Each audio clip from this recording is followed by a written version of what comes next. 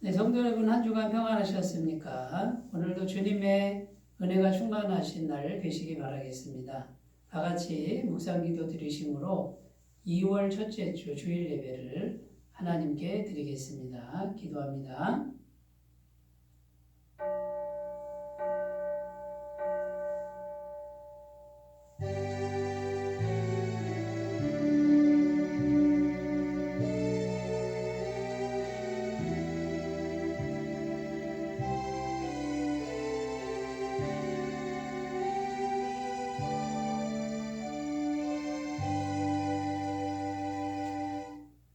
이는 물과 피로 임하신 이시니 곧 예수 그리스도라. 물로만 아니요 물과 피로 임하셨고 증언하는 이는 성령이시니 성령은 진리니라. 증언하는 이가 셋이니 성령과 물과 피라. 또한 이 셋은 합하여 하나이니라. 아멘. 우리의 예배를 기쁘게 받으시는 성부, 성자, 성령 삼위일체 하나님, 우주 만물을 창조하시고 다스리시는 성부 하나님의 능력과 섭리를 찬양합니다. 십자가를 지심으로 우리를 죄에서 구원하시고 부활의 첫 열매가 되신 성자 예수님께 경배를 드립니다. 언제나 살아계셔서 성도들 곁에 함께하여 주시며 의로운 길로 인도하시는 성령 하나님께도 감사를 드립니다. 창조와 구원의 대역사를 이루시는 성삼위 하나님께 드리는 이 예배를 기쁘게 받아 주시옵소서. 성령 하나님께서 이 예배를 주관하여 주시기를 원하오며 우리를 죄에서 구원하신 예수님의 이름으로 기원하옵나이다. 아멘. 다 같이 찬송가 21장을 함께 부르겠습니다.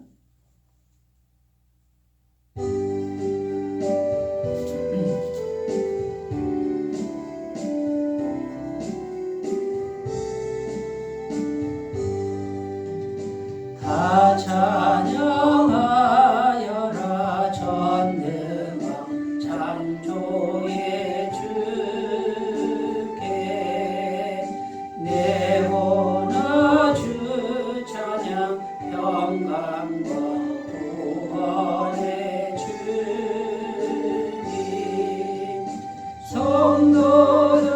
성도들아 주 앞에 이제 나와 즐겁게 찬양하여라. 다 찬양하여라. 놀라운 만유의 주께 포근한 날개 밑 늘 품어 주시는 주님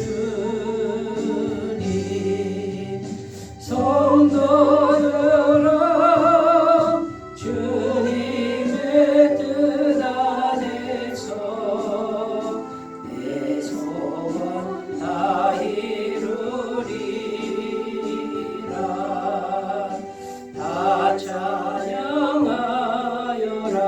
온 몸과 마음을 바쳐 이 세상 만물이 주 앞에 다 나와 찬양 성도들아 기쁨의 소리 높여 영원히 찬양하여라.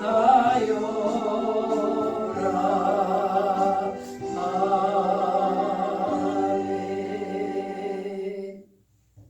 사도신경으로 신앙 고백 드리겠습니다. 나는 전능하신 아버지 하나님 천지의 창조주를 믿습니다. 나는 그의 유일하신 아들 우리 주 예수 그리스도를 믿습니다. 그는 성령으로 잉태되어 동정녀 마리아에게서 나시고 본디오 빌라도에게 고난을 받아 십자가에 못 박혀 죽으시고 장사된 지 사흘 만에 죽은 자 가운데서 다시 살아나셨으며 하늘에 오르시어 전능하신 아버지 하나님 우편에 앉아 계시다가 거기로부터 살아있는 자와 죽은 자를 심판하러 오십니다. 나는 성령을 믿으며 거룩한 공교회와 성도의 교제와 죄를 용서받는 것과 몸의 부활과 영생을 믿습니다. 아멘. 하나님 말씀은 로마서 8장 14절부터 17절 말씀입니다. 로마서 8장 14절부터 17절 말씀입니다. 신약성경 249페이지 로마서 8장 14절부터 17절 말씀을 제가 봉독해 드리겠습니다. 무릇 하나님의 영으로 인도함을 받는 사람은 곧 하나님의 아들이라. 너희는 다시 무서워하는 종의 영을 받지 아니하고 양자의 영을 받았으므로 우리가 아빠 아버지라고 부르짖느니라. 성령이 친히 우리의 영과 더불어 우리가 하나님의 자녀인 것을 증언하시나니 자녀이면 또한 상속자 곧 하나님의 상속자요 그리스도와 함께한 상속자니 우리가 그와 함께 영광을 받기 위하여 고난도 함께 받아야 할 것이니라. 아멘. 네, 오늘 말씀의 제목은 어떻게 성령님의 인도함을 받을까? 어떻게 성령님의 인도함을 받을까? 이런 제목으로 함께 은혜를 나누겠습니다. 그래서 오늘 말씀의 제목처럼 주제는 성령님에 대한 것입니다. 성령님의 인도함을 받으려면 성령님의 뜻을 알아차려야 하는데 문제가 뭐냐면 성령님이 영이시기 때문에 영의 형태로 우리 안에 계시기 때문에 이 영의 음성을 알아듣기가 어렵다는 것입니다. 영의 음성을 잘 들으면 얼마나 좋겠습니까? 근데 금방금방 못 알아차린다는 것이고요. 천지창조 때는 아담 안에 하나님의 영이 충만해서 하나님이 말씀하시는 것을 영의 감동으로 아담이 알아차렸다는 겁니다. 그런데 죄가 들어온 것이죠. 죄가 들어오니까 영이 손상을 입었다 이렇게 표현을 하는 사람도 있고요. 그 다음에 영과 영은 마치 전파와 같아서 전파방해가 된 거죠. 죄가 들어오니까 잘 그 메시지가 전달이 안 되는 그런 상태라고 말씀하는 분들도 있습니다. 어쨌든 예수님 믿고 구원받은 사람들 속에는 성령님이 들어와 계시는 거죠. 그는 너희 속에 계시겠습니다. 요한복음 14장에는 이렇게 기록하는데 우리 안에 성령님 하나님의 영이 들어와 계십니다. 그런데도 우리가 이 성령님의 음성을 잘 못 알아듣는다는 거죠. 그러나 성령님의 음성을 알아듣고 거기에 순종하게 되면 어떻게 될까요? 하나님의 말씀에 순종하는 것이니까 하나님이 책임져 준 인생이 되고 또 하나님의 크신 기적과 은혜와 역사가 나타나는 그런 인생이 될 수 있다는 겁니다. 그래서 성령님의 인도함을 받는 이것은 정말 대단한 일이고 그리고 구원받은 사람에게 있어서는 꼭 훈련해야 될 그런 영적인 주제라고 할 수 있습니다. 오늘 말씀을 한번 살펴보면 14절 말씀에 무릇 하나님의 영으로 인도함을 받는 사람은 곧 하나님의 아들이다 이렇게 되어 있죠. 하나님의 아들, 그러니까 하나님의 자녀가 되는 이것이 원래 하나님의 창조 목적이었습니다. 천지창조 때 아담에게 하나님의 영을 불어넣어서 이 아담 안에 하나님의 영이 계시고 하나님의 인도함을 받는 그런 모습이었죠. 이게 원래 창조의 모습이었죠. 그러니까 성령님의 인도함을 받는 모습이 원래 하나님의 창조 목적이었다라는 것입니다. 그리고 15절 말씀도 이렇게 기록합니다. 너희는 다시 무서워하는 종의 영을 받지 아니하고 양자의 영을 받았으므로 우리가 아빠 아버지라고 부르짖느니라. 성령님이 우리 안에 오셔서 계속 증거하는 게 뭡니까? 이제 너는 종이 아니다. 무서워할 필요가 없다. 이제는 너는 하나님의 자녀이기 때문에 하나님께 아빠라고 불러라. 아주 친밀하게 아빠 가까이 가서 이렇게 부를 수 있다라고 성령님이 우리 안에서 계속 증언해 주신다라는 거예요. 그래서 이렇게 하나님의 영으로 인도함을 받을 때 하나님의 아들이 되는 거고, 이것이 원래 창조 목적이었다는 것이고, 그 다음에요, 성령님의 인도하심은 하나님과 우리 사이를 아주 친밀한 관계로 인도하는 이런 은혜가 있다라는 겁니다. 하나님의 아들이면 하나님이 모든 것을 책임져 주실 것입니다. 책임진다는 말은 무슨 말입니까? 필요한 모든 것을 하나님이 다 허락해 주신다라는 뜻입니다. 17절 말씀에 보면 자녀이면 또한 상속자, 곧 하나님의 상속자요, 이렇게 증언합니다. 그러니까 이제 하나님께 있는 모든 것을 상속받을 사람이다. 이것을 성경에서는 이미 상속자다, 이렇게 지금 이미 되었다라고 증언하고 있는 것이죠. 하나님의 모든 것을 다 받는 존재라는 것입니다. 그러니까 여러분, 하나님의 영으로 인도함을 받는 것이 이렇게 중요하다는 거죠. 안타까운 사실은 구원받은 사람들 중에 이 하나님의 영의 인도함을 받아야 되는구나, 이런 생각을 하는 사람들이 얼마나 될까요? 이런 생각조차 안 하는 신앙인들이 의외로 많다는 것에 대해서 안타까운 그런 심정일 수밖에 없습니다. 그러니까 우리 안에 계신 성령님이 없는 게 아니고 계신데, 영의 형태로 계신데 그분이 우리를 인도해 가실 수 있다. 우리에게 어떤 식으로든 말씀하시는데 그 말씀하시는 걸 우리가 알아들을 수 있다. 분별할 수 있다. 만약 그렇게 되면 우리가 하나님의 아들이요, 하나님의 상속자가 될 수 있다. 이런 관점에서 오늘 말씀을 대하셨으면 좋겠습니다. 그래서 성령님의 인도함을 받는 이런 부분에 대해서 우리가 이제 몇 가지만 살펴보겠는데요. 자, 첫 번째 우리가 생각해야 될 게 뭐냐면, 모든 판단 기준을 성령님의 음성에 두어야 한다는 겁니다. 이 음성은 귀로 듣는 음성이 아닙니다. 마음에 들리는 걸 음성이라고 표현한 겁니다. 그래서 모든 판단 기준을 성령님의 음성에 두어야 된다. 이 말이 무슨 말이냐면, 자, 지금 내가 하는 일이 잘 되고 있습니다. 잘 되고 있으면은 그것이 성령님의 뜻입니까? 이렇게 질문할 수가 있죠. 그런데 일이 잘 돼도 성령님의 뜻하고는 상관없을 때가 얼마든지 있을 수 있다는 겁니다.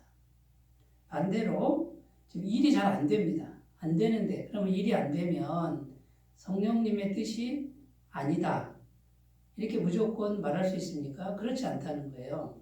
일이 안 돼도 그게 성령님의 뜻일 수가 있다는 거예요. 그러면 이게 무슨 말이에요?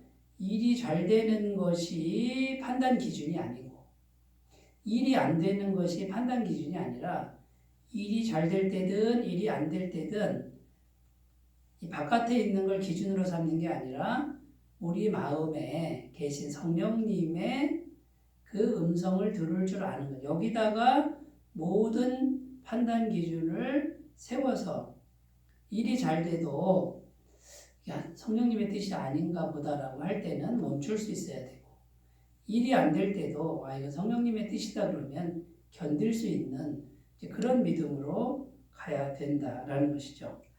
자, 그러면 우리가 이제 어떻게 해야 됩니까?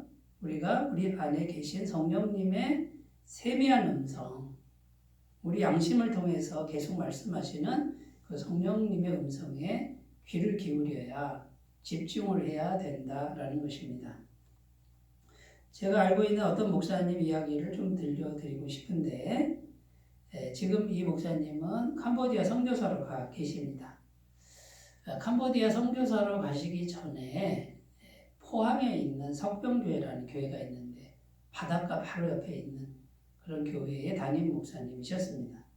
한 200명도 안 모이는, 200명 정도 모이는 교회라고 그래요. 그런데 이분이 그 부모님에 대한 효심이 가득합니다. 그래서 이 어르신들을 모시는 양로원을 하고 싶은데 교회 얘기를 했더니 교회에서 반대를 했다는 거죠. 왜냐하면 재정이 없다는 거예요. 도와줄 수가 없습니다. 그랬더니 이 목사님이 이제 기도를 한 겁니다. 기도를 했는데 지금 현실적으로는 반대입니다. 다 반대고 돈도 없습니다. 재정도 없습니다. 그런데 기도를 하는데 성령님의 음성이 뭡니까? 기뻐하신다는 거죠. 성령님이 기뻐하시고 성령님이 이 일을 했으면 좋겠다라고 하는 마음의 확신을 이분이 얻으신 거예요. 참고로 이 목사님은 저녁 9시부터는 강대상에 올라가서 몇 시간씩 기도하는 그런 훈련을 하고 계신 거죠. 매일 그렇게 하신다고 그래요. 근데 성령님이 강하게 기뻐하시는 뜻을 마음의 확신을 주신 겁니다. 그래서 이제 동네에 있는 그 홀로 계신 어르신들, 누가 돌보지 않는 분들을 모셔다가 이제 돌보기 시작한 겁니다. 그런데 한 사람 한 사람 이제 늘어나니까 어떡합니까? 이제 장소가 필요하잖아요.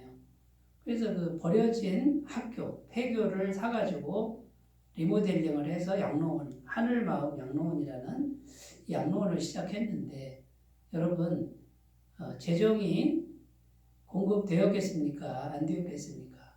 근데 기가 막히게도 계속해서 재정이 희한한 손길을 하나님이 희한한 방법으로 사람을 만나게 하셔서 재정을 공급하셨다라는 이제 그런 간증을 들은 적이 있습니다. 이 목사님이 제가 있던 교회에 부흥 강사로 오셔서 그 응답받은 기도 이야기를 3일 정도 하셨는데 굉장히 많은 응답을 받은 그런 이야기를 들은 적이 있습니다. 무려 13년 동안 성령님 한 분만 의지하고 기도하는데 조금도 늦지 않고 조금도 부족함 없이 그 많은 재정이 공급됐다라는 것을 제가 들은 적이 있고 실제로 제가 속한 교단에서 많은 분들이 거기 가서 실제 체험도 하고 또 살펴보기도 하고 이제 그런 일들이 있었다라는 것이죠. 여기서 이제 중요한 포인트가 뭐냐면 저녁마다 강단에서 오로지 성령님과 함께 기도에 힘썼다라는 것. 이게 제일 중요합니다. 그러니까 모든 판단 기준을 어디다 두는 거예요? 자기 속에 있는 성령님의 음성에 판단 기준을 두는 거예요. 다른 사람들은 다 반대했고 재정도 없습니다만 그러면 현실적으로는 하지 말아야죠. 그러나 거기에 판단 기준을 둔 게 아니라 자기 마음속에서 성령님이 주시는 그 음성 그거를 믿고 따라갔더니 누가 책임지는 겁니까? 성령님이 책임지는 이런 역사가 일어났다는 겁니다.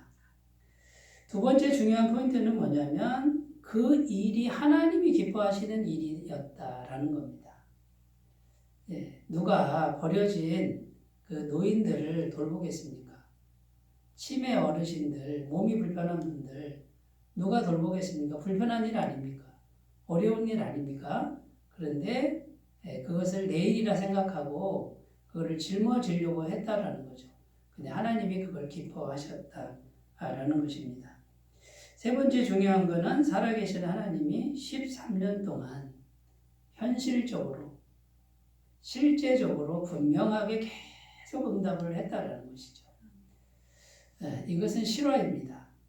이 목사님이 이제 그 13년 사역 후에 의정부에서 교회 개척을 했는데 13년 정도 되니까 성령님이 또 기도하는데 마음에서 이제 거기를 떠나라고 하는 음성을 또 주셨다라는 거예요. 이제 네가 다른 사역을 해야 된다. 그래서 계속 기도를 하는데 그러면 교회 개척을 해야 되는데 그럼 어떻게 개척을 합니까? 누구랑 합니까? 그래서 하나님께 이제 사인을 구한 게 뭐냐면 저와 함께 개척할 가정, 세 가정을 예비해 주신 걸 내가 보면 그 사람들과 함께 교회 개척을 하겠습니다. 라고 기도를 한 거죠. 그러면 이 목사님의 마음과 성령님과 이제 대화를 나눔을 통해서 이렇게 고백을 했는데 의정부 쪽에 부흥회를 했습니다. 부흥 강사로 가셨다가 세 가정이 찾아온 겁니다. 숙소에 찾아와서 교회 개척에 대한 그런 이야기를 들은 겁니다. 기도한 대로 그대로 세 가정이 준비가 된 것을 경험하고 하나님의 분명한 뜻인 것을 이제 확인하고 의정부 쪽에 교회를 개척했었습니다.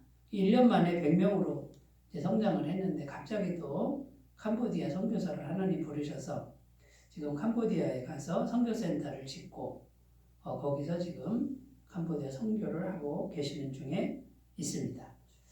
여러분 이런 이야기가 옛날 이야기가 아니고요. 성경 이야기가 아니라 지금 우리가 사는 이 시대에 같이 살고 있는 어떤 분은 지금 자기 속에 있는 이 성령님의 음성을 들을 줄 알고 거기에 따라서 순종하며 갈 때 성령님께서 주시는 모든 은혜를 실제적으로 맛보고 있는 삶을 살고 있다는 것입니다.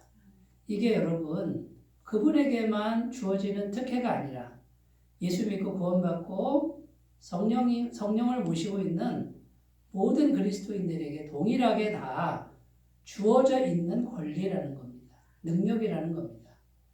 여러분 그러므로 우리가 성령님의 인도하심을 받는다라고 하는 이 주제를 생각할 때 가장 중요한 게 뭡니까? 모든 판단 기준을 어디다 두라고요? 내 안에 있는 성령님의 음성에 두는 거예요. 사람들 의견 물론 참고해야죠. 환경 참고해야죠. 그러나 성령님의 뜻이면 성령님이 기적을 베풀어 주실 줄로 믿습니다.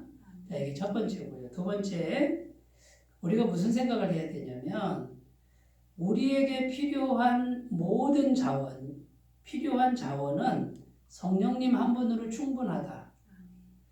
자, 이런 믿음이 있어야 됩니다.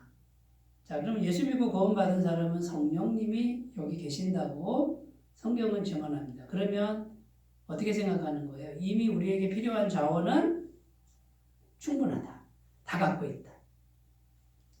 근데 많은 분들이 성령님을 모시고도 자원이 부족하다고 생각하고 뭐가 없네 이제 그러고 있다라는 거죠.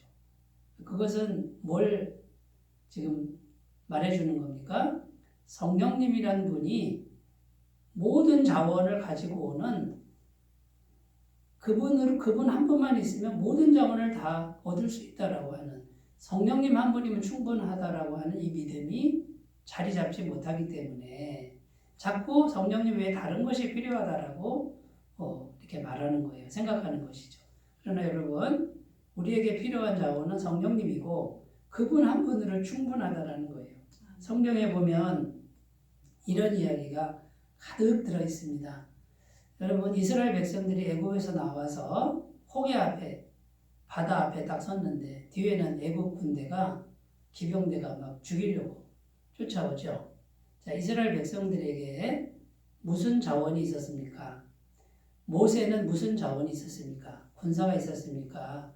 미사일이 있었습니까? 무슨 도와줄 사람이 아무것도 없었죠. 그런데 모세에게는 성령님이 계셨다는 거예요. 하나님의 영의 임재가 모세에게 있었는데 그 성령님이 바다를 갈라버리셨습니다. 여러분 여기 이제 우리가 믿음이 필요한 거죠. 이 믿음이 열리시는 오늘 아침이 되셨으면 좋겠습니다. 그리고요 여호수아라고 하는 눈의 아들 여호수아 모세가 죽은 후에 이스라엘의 지도자죠. 이스라엘 백성들을 이끌고 가나안 땅에 들어가는데 첫 번째 딱 만난 그 성이 여리고성입니다. 당대 최고의 난공불락의 요새입니다. 이중으로 되어 있는 도저히 이거는 어떤 강한 군사도 정복할 수 없다라고 하는 여리고성을 어떻게 무너뜨렸습니까? 활을 쏜 것도 아니고 창을 던진 것도 아니고 피를 흘리며 싸운 것도 아닙니다. 그냥 하나님 말씀에 의지해서 하루에 한 바퀴씩 말 한마디 안 하고 돌다가 마지막 날 7째 날에 소리를 치니까 여리고성이 무너진 거죠. 자, 무엇이 여리고성을 무너뜨렸습니까? 성령님의 능력입니다. 여러분, 우리 안에 계신 성령님이 어떻게 느껴지십니까? 크게 느껴지십니까? 작게 느껴지십니까? 여러분, 이 성령님의 능력을 크게 봐야 됩니다. 전능한 능력으로 믿으시는, 상상하시는 그런 은혜가 있으셨으면 좋겠습니다. 이스라엘 백성들이 광야길을 가는데 성령님께서 만나를 내리시고 성령님이 메추라기를 보내시는 겁니다. 여호와께로부터 동풍이 나왔다 그럽니다. 바람이 나왔다. 루아흐, 바람, 공기, 이것이 영입니다. 하나님께로부터 나오는 공기와 같은 분, 그분이 성령님이 온 세상의 메추라기 떼를 다 이스라엘 진사면에 떨어뜨리었는데 이스라엘 사람들이 200만 명이 넘는 거예요. 200만 명이 먹을 만한, 그것도 한 달 동안 먹을 만한 메추라기면 몇 마리나 되겠습니까? 상상해 보십시오. 사람의 능력으로는 불가능합니다. 그러나 성령님의 능력입니다. 여러분, 이 능력을 꼭 믿으셨으면 좋겠습니다. 자, 세 번째입니다. 세 번째, 정말 중요한 이제 부분인데요. 성령님과의 인격적 교제, 이것이 생명 같은 겁니다. 아주 중요합니다. 인격적인 교제. 자, 인격적인 교제라는 것은, 인격은 지정의를 말하죠. 지식과 감정과 의지. 자, 우리가 갖고 있는 인격, 지식과 감정과 의지를 가지고 우리는 다른 사람을 만나서 교제하죠. 그러면 감정을 나눕니다. 기쁜 감정, 슬픈 감정, 좋은 감정, 이런 것들 감정의 교류가 있는 거죠. 생각의 교류가 있는 거예요. 인격적인 교제는 살아있는 분과의 대화이고 마음의 나눔이고 이렇게 되는 거예요. 근데 여러분, 성령님은 인격이시라고 성경은 증언하고 있는 것입니다. 이 성령님은 성부, 성자, 성령, 삼위일체 하나님의 제3위 하나님이죠.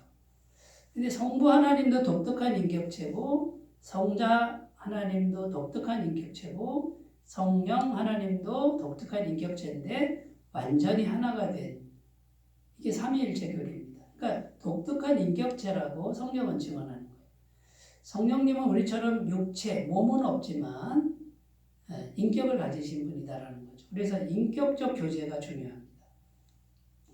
이 마음과 마음을 나누는 교통이 있어야 성령님의 능력이 우리 안에 전가가 됩니다.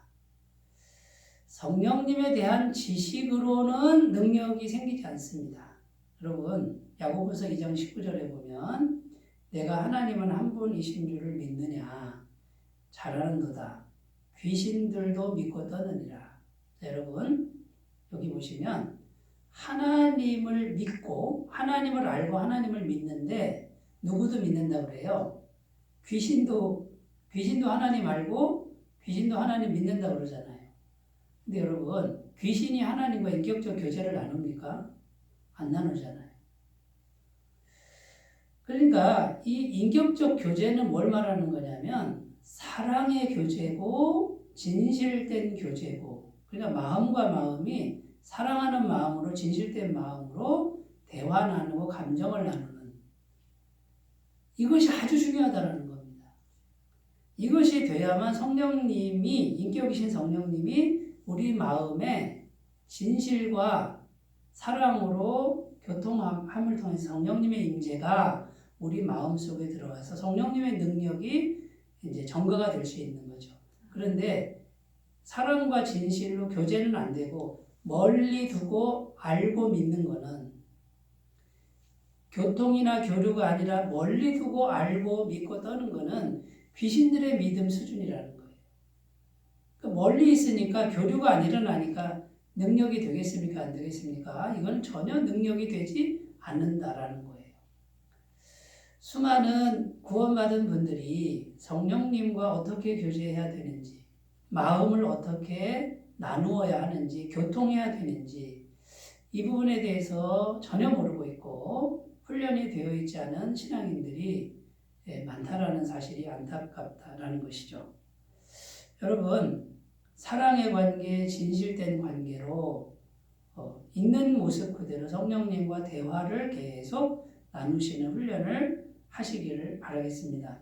요한복음 14장 6절 말씀에 예수께서 이르시되 내가 곧 길이요 진리요 생명이니 나로 말미암지 않고는 아버지께로 올 자가 없느니라. 이렇게 말씀하셨는데 여기 보시면 내가 곧 길이요 내가 곧 진리요 내가 곧 생명이니. 여기 잘 보셔야 되는데 많은 분들이 이렇게 생각해요. 예수님께 기도하면 예수님이 우리에게 길을 보여주실 거다. 예수님이 저 멀리서 우리의 눈을 열어서 자 오른쪽으로 가라 왼쪽으로 가라 길을 보여주신다. 이렇게 해석하시는 분들이 있어요. 근데 성경을 잘못 해석하시는 겁니다. 성경은 뭐라고 되어 있습니까?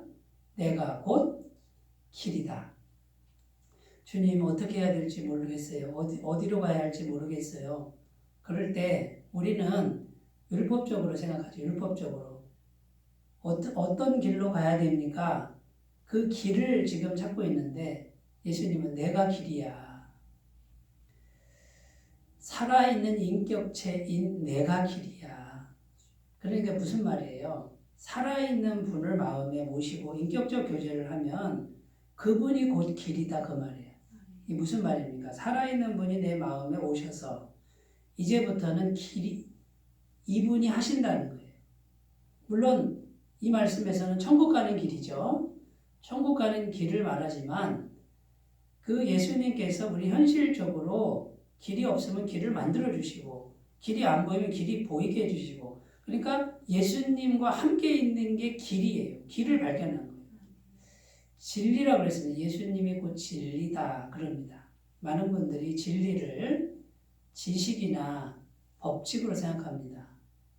뭐뭐 하라, 사랑하라, 거짓말하지 마라, 정직하라 이렇게 무슨 법칙으로 생각하는데 여기 보면 내가 곧 진리다 그래요. 그러니까 법칙 이상이에요. 지식 이상으로 살아있는 그분의 인격이 진리예요. 진리는 인격이라는 거예요. 감정을 가진 게 진리예요.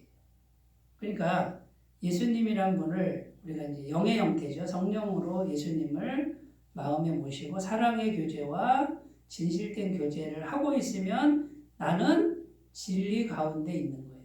진리와 함께 있는 것이죠. 진리가 나를 품고 있는 겁니다. 내가 곧 생명이다 그래요. 어떤 분들은 예수님이 생명을 던져주는 걸로 생각해요. 자, 영생을 받아라. 그러면 영생이라는 물질을 받아서 그 영생이라는 능력을 받는 걸로 생각해요. 근데 오늘 성경 말씀에 뭐라고 그럽니까?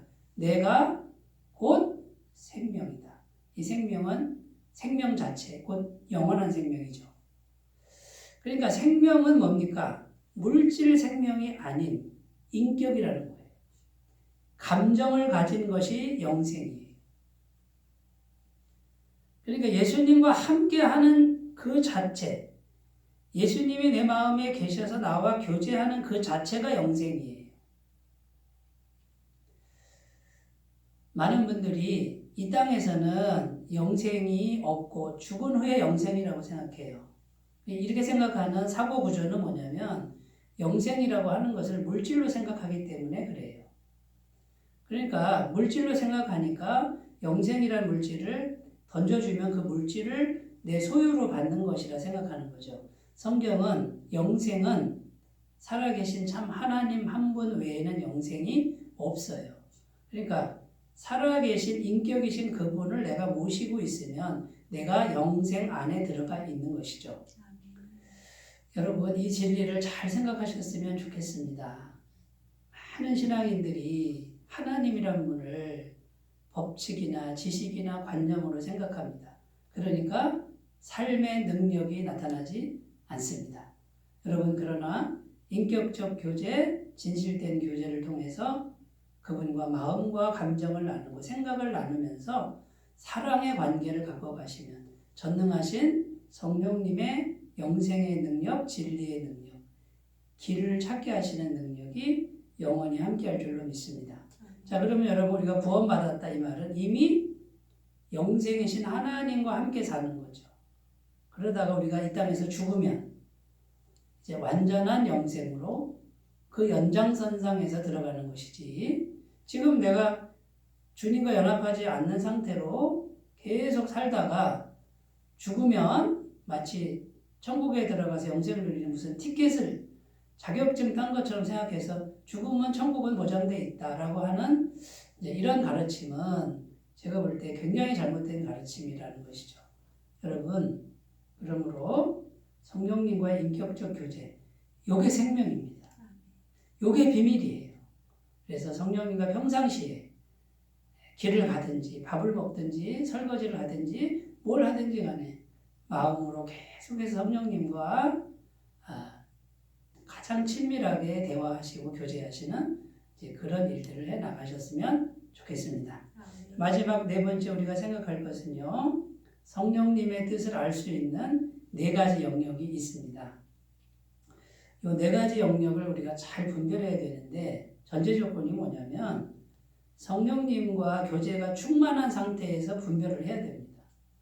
안 그러면은요, 내 육적인 마음이, 내 욕심이 자꾸 나를 이상한 데로 끌고 가기 때문에 성령님의 충만한 상태, 이걸 먼저 이루고 성령님의 음성을 듣고 분별을 해야 되는데 첫 번째는 성경 말씀이에요.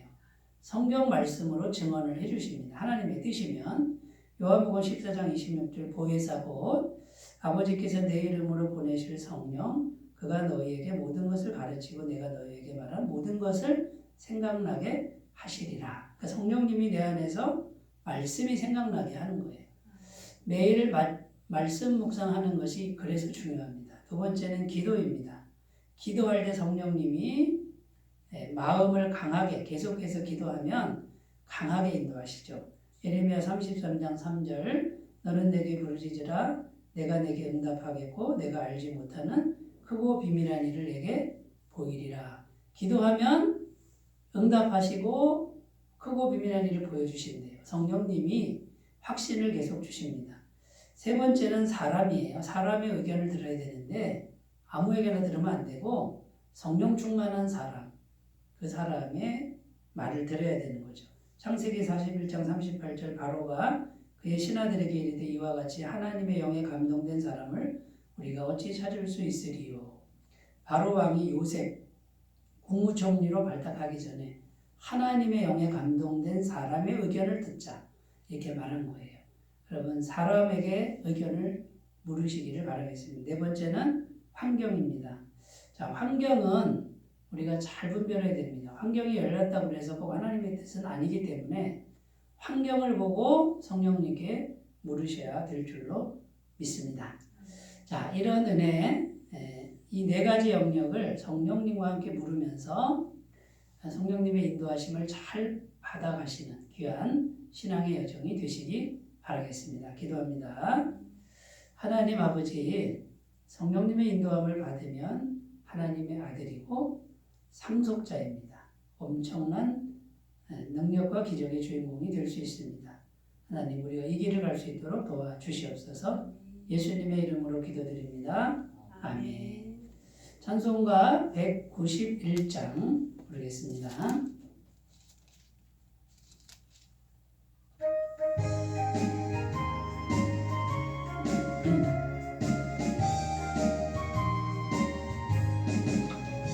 내가 매일 기쁘게 주의 길 행함은 주의 발이 나를 안보함이요 내가 주의 큰 복을 받는 참된 비결은 주의 영이 함께함이라 성령의 계시네 할렐루야 함께하시네 좁은 길을 걸으며 강남 기뻐하는 것 주의 영이 함께하리라 전에 죄에 빠져서 평안함이 없을 때 예수 십자가의 공로 힘입어 그 발 아래 엎드려 참된 평화 얻으면 주의 영이 함께함이라 성령의 계시네 할렐루야 함께하시네 좁은 길을 걸으며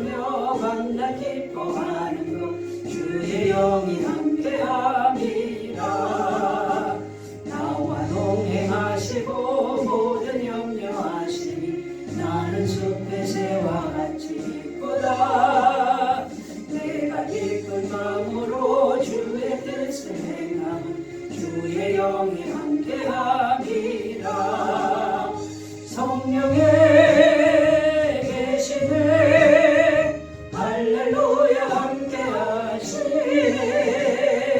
좁은 길을 걸으며 밤낮 기뻐하는 것 주의 영이 함께하리라 세상 모든 욕망과 나의 모든 정욕은 십자가의 힘이 못을 막았네 어두운 밤이 지나고 무거운 짐 벗으니 주의 영이 함께하니까 성령이 계시네 할렐루야 함께하시네 좁은 길을 걸으며 밤낮 기뻐하는 것 주의 영이 함께하니까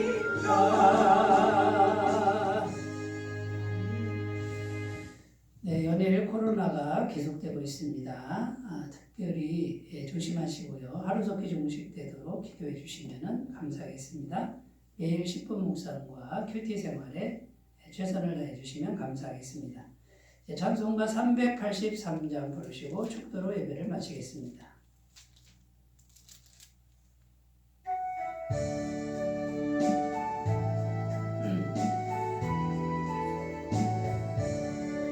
눈을 들어 산을 보니 도움 어디서나 천지지은 주 하나님 나를 도와주시네 나의 발이 실족지 않게 주가 깨어 지키며 택한 백성 항상 지켜 이리 보아시네 도우시는 하나님이 내게 그늘 되시니 낮에와 밤의 달이 너를 삼지 않겠네 내게 화를 주지 않고 오늘 보아시고 너의 줄이 지금부터 영영 인도하시니